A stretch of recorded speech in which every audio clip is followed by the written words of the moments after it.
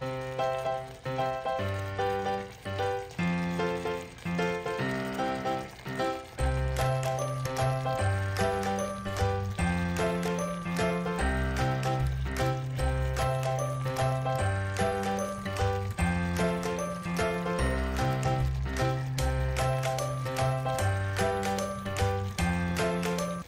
guys! For today's video, magluluto tayo ng crispy lechon paksiw.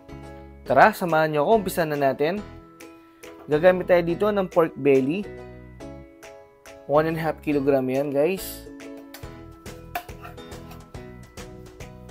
Papakuluan muna natin yan sa asin, paminta, bay leaves or dahon ng laurel, at saka tubig.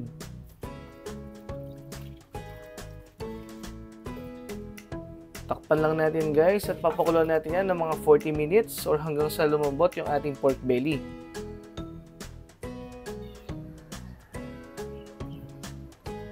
After 40 minutes, check natin kung malambot na. Yan, malambot na siya guys. Pwede na yan. Kasi i-fry pa natin yan. Hanguin lang natin to guys at palamigin lang natin ng 30 minutes to 1 hour bago natin prituhin. Then kuha lang tayo ng mga 2 cups dyan sa pinagpakuluan natin ng pork belly para sa sauce ng ating lechon paksiw mamaya. After natin palamigin yung pork belly, pwede na natin siyang prituhin. Nagpainit na ako ng mantika. Medyo ingat lang sa pag-fry guys kasi tumatalsik to.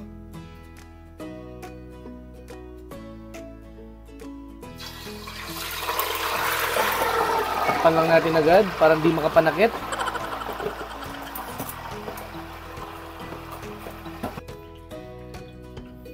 After 8 minutes, balik na rin natin siya guys. Pinatay ko muna yung apoy para safe.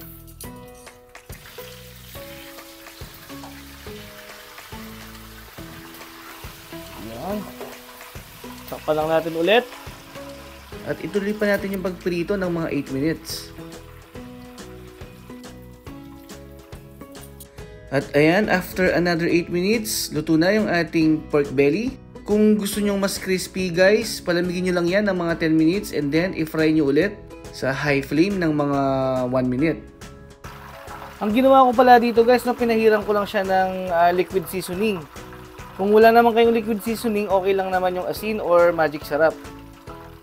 Itatabi lang muna natin to, no, at papalamigin bago natin hiwain. Ngayon naman magluluto na tayo ng sarsa ng ating lechon paksiw. Magigisa lang tayo dito, no, ng bawang.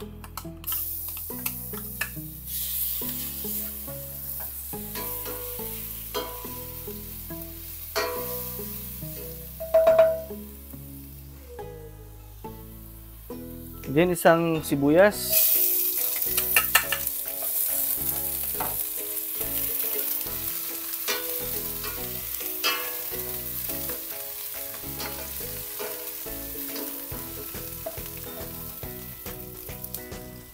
Then guys, pag okay na yung bawang at sibuyas, maglalagay na tayo yung pinagpakuluan natin ng pork belly kanina. Ayan. Konti muna guys.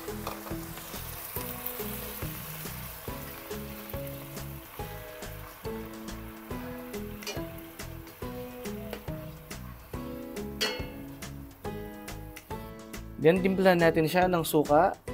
Tansyahan lang, no? Depende sa asim na gusto nyo. Yan, mga isang sandok lang muna.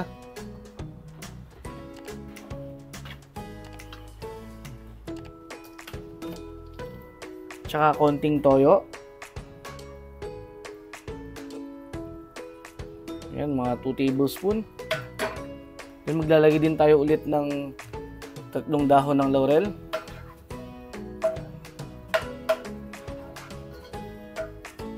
At saka paminta. Lagyan na natin, no, yung natitira pa nating sabaw. Ayan. Pakuluan lang natin.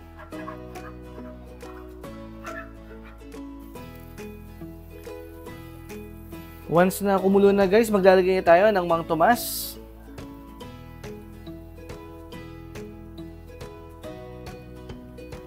Ayan. Tansyahan lang din yan. Kung gusto mo na mas malasang Mang Tomas, dagdagan mo lang. Ang gusto kasi natin ma-achieve guys, no, yung may konting asim na manamis-namis. Yung literal na lechon paksiw. Maglalagay na rin tayo ng 2 tablespoon na sugar. Then, haluin lang natin.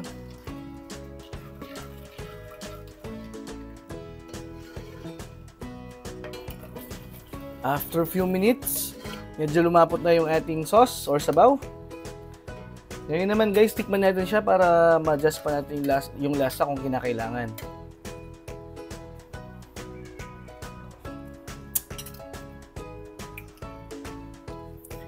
Maglalagay na lang ako dito ng konting asin at okay na yan.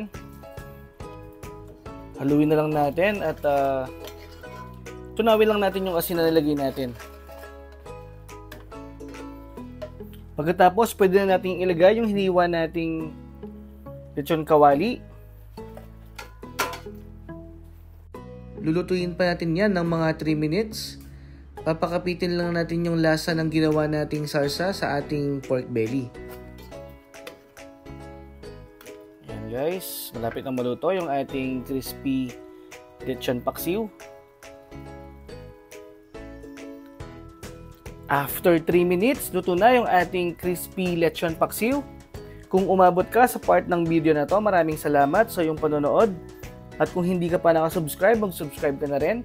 Pakiclick mo na rin yung notification bell para ma-update ka sa mga susunod pa nating videos. Okay guys, hanggang sa muli. Bye!